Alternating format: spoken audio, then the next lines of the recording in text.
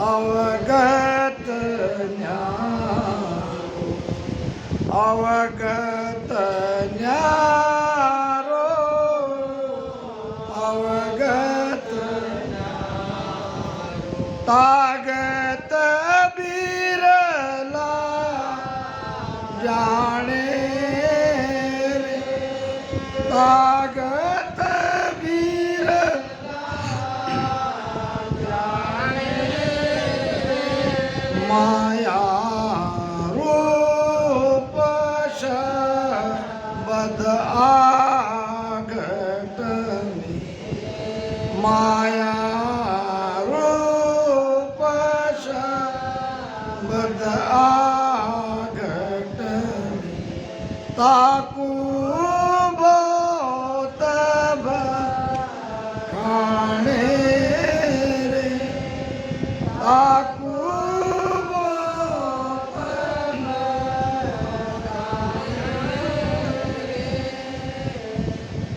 परमात्मा उसको अवगत कहा है जिसकी गति लगने में नहीं आती और उसकी गति बिरला ही लगता है। क्यों बिरला लगता है? कि तीन लोक में रहने के शब्द कई है। माया रूप शब्द आ घट में, ताकू बहुत बखाने शब्द है, ध्यान लग रहा है, सुरती शब्द के साथ है। शब्द अगर नियंचर है तो बंधन से मुक्त हो सकते हैं, और बंधन से मुक्त इसी शरीर में होना है। सालों से हम रामस्नेही हैं, फिर भी हम हमारे पारिवारिक बंधन से मुक्त नहीं हुए हैं। कोई चीज हमको रोक रही है, बाधा डाल रही है, ये मोक्ष का लक्षण नहीं है। मोक्ष की परिभाषा ही यही है कि बंधन से मुक्त होना।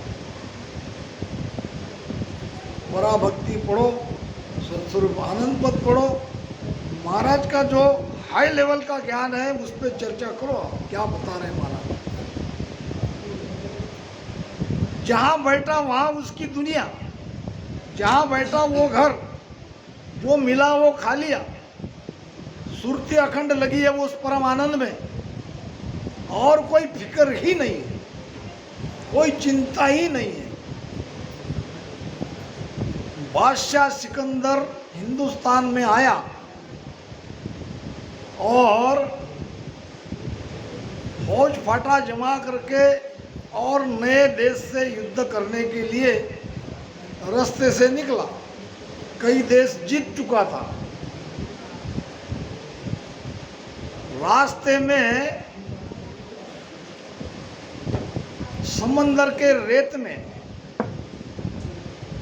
एक संत पड़े थे, बेफिकिर निश्चिंत। सिपाही आए, कहने लगे उठो। क्यों उठो?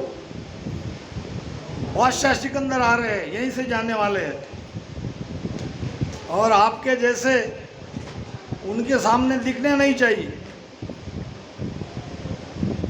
कोई कपड़ा नहीं है, कोई वस्त्र नहीं है, एक लंगोटी है और एक लोटी है, और यहाँ सोए पड़े हो, उठो यहाँ से।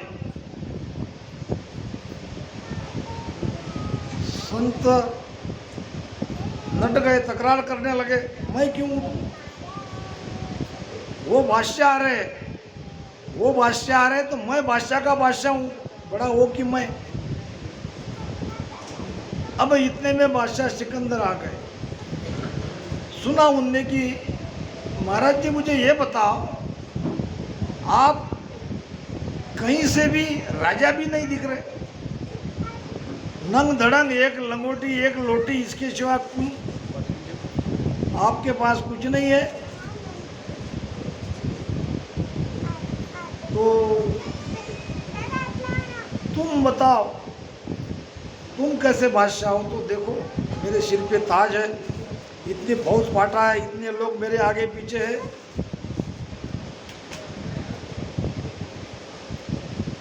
तो फकीर ने कहा, बात ताज की नहीं है, बात भीतर की है। भीतर से तुम बादशाह नहीं हो और भीतर से मैं बादशाह का बादशाह हूं, क्योंकि मेरे अंदर कोई चाह नहीं है। चाह नहीं तो चिंता नहीं रहती। ध्यान रखो इस बात को। अगर आप चिंतित हो किसी भी बात से तो आपके मन में चाहना है। मेरे अंदर कोई चाह नहीं है, मेरे अंदर कोई चिंता नहीं है, मेरा मन बेपरवाह है, बेफिक्र है, कोई लेना नहीं है, कोई देना नहीं है। चाह गई, चिंता मिटी, मनवा बेपरवाह। और जिसको कछु न चाहिए वो सबका शहंशाह। अंदर में कोई डिमांड ही नहीं, कुछ चाहिए ही नहीं, तो वही बादशाह है, वही उस पद तक पहुंचा है। जहां चाह है वहां चिंता है। तो जब जब अपने ऊपर इस सतस्वरूप की भक्ति का निहारना चाहिए भीतर में कि हम इस लेवल में कहाँ तक पहुँचे हैं। हम एक तरफ देखते हैं, मेरा शब्द यहाँ है, मेरा यहाँ है, मेरा यहाँ है। अरे भाई शब्द है, भजन कर रहे हैं वो तो बढ़ेगा, मगर वो प्रकटा हुआ शब्द नियंचर है, कुदरत कला है कि और कोई शब्द को लेके आप बैठे हो, ध्यान लग रहा है, समाधि लग रही है, घंटों तक बैठते हो। चेंजेस कुछ आया क्या? परिवर्तन कुछ आया क्या? मन की कुछ इच्छाएं मिटी क्या? बात तो इस पे है, बंधन में लाने वाला तो मन है। जब तक इच्छा है, चाहना है, ये पिंजरे में ही है। ये सब कुछ मिटने के बाद ही हमने ये पिंजरा छोड़ दिया। अब ये पिंजरे की जरूरत नहीं है। यानी इसमें जो 3 लोक 14 भवन के सुख है, विषयों के सुख है, मन का सुख है, इसको कोई मुझे जरूरत नहीं है।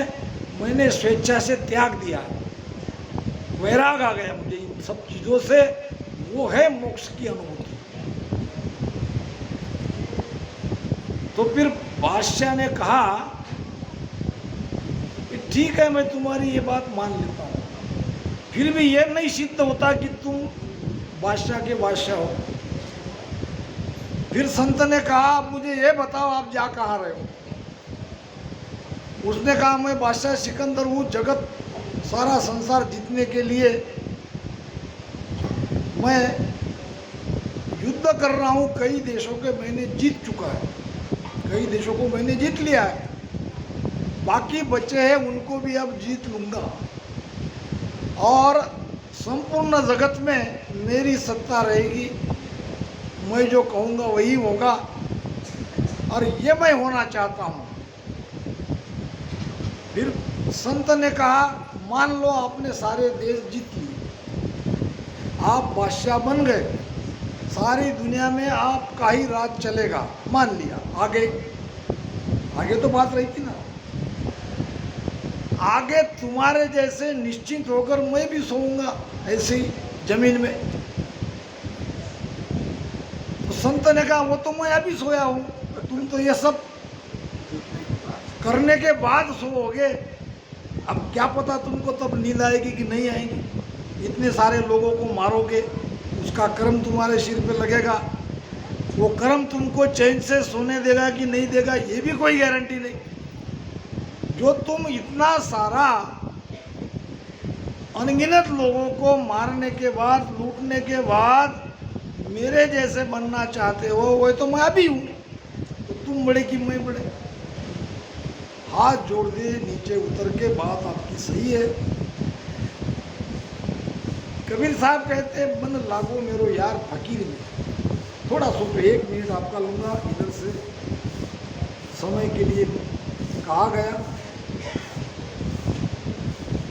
जो सुख है साधु संगत में, सो सुख नहीं राजधानी में। मन लागो मेरा यार फकीरी में। हाथ में कुंडी, बगल में सोटा, चारों दिशा जहागिरी में। ये क्या? पूर्व पश्चिम उत्तर दक्षिण चारों दिशा का मैं जागीरदार हूँ। और मेरे पास क्या है?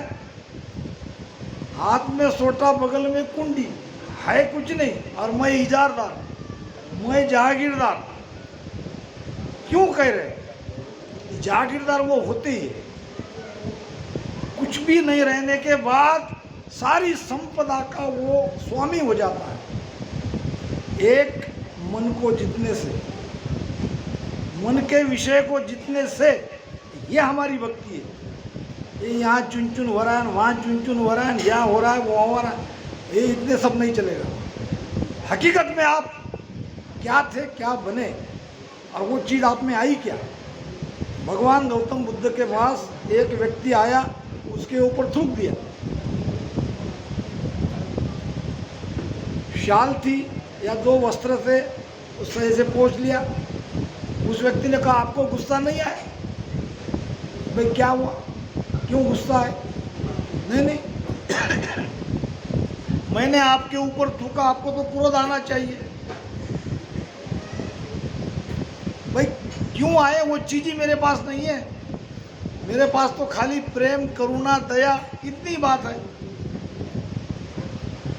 और वही आएगी, क्योंकि ये सारी चीज़ें मुझसे निकल गई है।